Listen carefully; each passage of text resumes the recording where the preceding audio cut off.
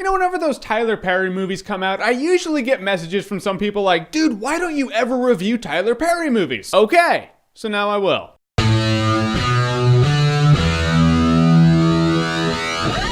Medea goes to Alex Cross. So in Alex Cross, Tyler Perry plays Alex Cross. If you don't know who that is, it's Morgan Freeman's character from Along Came a Spider and Kiss the Girls. Yeah, so I guess to some people, when they think, oh, we need young Morgan Freeman, the guy they think of is Tyler Perry. It is what it is. So Matthew Fox is this lunatic. He's like this really insane dude who tortures and kills people. So Alex Cross and his crew consisting of Eddie Burns and Rachel Nichols. Yeah, you know Rachel Nichols. She's like the hot chick in whatever she's in. Any movie she's in where someone's like, oh yeah, that hot chick, they're talking about her because she's hot. They're trying to stop Matthew Fox. All right, Tyler Perry being Alex Cross. This is what they established Alex Cross is. He's this guy who uses logic, reason, and deduction to psychologically get in people's heads. You know those guys who are like, oh, you have a stain on your shirt. That means you were at this place. Your hand smells like gasoline, which means you stopped to fill up the car. So he's pretty much like Sherlock Holmes or Dr. House, but you know, the black dude version. In other words, he's pretty much like Idris Elba from the show Luther, in which I am going to bring up the most logical question on the face of the earth. Why didn't they cast Idris Elba as Alex Cross? The dude would have been perfect. I have to assume someone approached Idris Elba and he was like, nah, not for me. If nobody even considered Idris Elba as Alex Cross, someone got fired. I'm not gonna bitch about that too much, although that would have been the logical choice. We're gonna move on with this review. Ultimately, the premise of Alex Cross is you have a bad guy killing people and Alex Cross and his crew need to stop him. Yeah, it sounds pretty generic. It's because the movie is pretty much generic. I was watching the movie and I was like, I feel like I'm watching an episode of a TV show. And to its credit, Alex Cross would not have been a bad pilot episode for an Alex Cross TV show. I have to assume that was the plan. Like they wrote out this pilot episode and someone was like, well, we can make an Alex Cross TV show and it'll get canceled in 8 episodes like most any other cop show that comes on primetime television. Or we can take the pilot episode, give it a theatrical release and try to get our money that way. It was like when you watch Star Trek Insurrection. You know that Star Trek movie in which there's that planet and everyone stays young and Salieri from Amadeus is the bad guy and all that good shit. And you're watching it and you're like, this feels like an episode of the TV show. It shouldn't feel like that when you're watching a movie, but that's just what you feel like. That is Alex Cross. The thing that worked in this movie for me was Matthew Fox. I like Matthew Fox. I think he's a good actor. I thought he was really good in the show Lost. So when he gets screen time and he gets to play a really crazy dude, I like that. And his character in this movie, you're like, yeah, you're out of your mind. He's got the crazy eyes, you know, the way he enunciates his words, you're like, yeah, you're a crazy bastard. Any movie like this that has a really crazy bad guy, I'm down with that. He would have been a great crazy bad guy in the pilot episode of a TV show, which this movie was probably written to be. Then the action scene happens at the end and Tyler Perry is fighting Matthew Fox.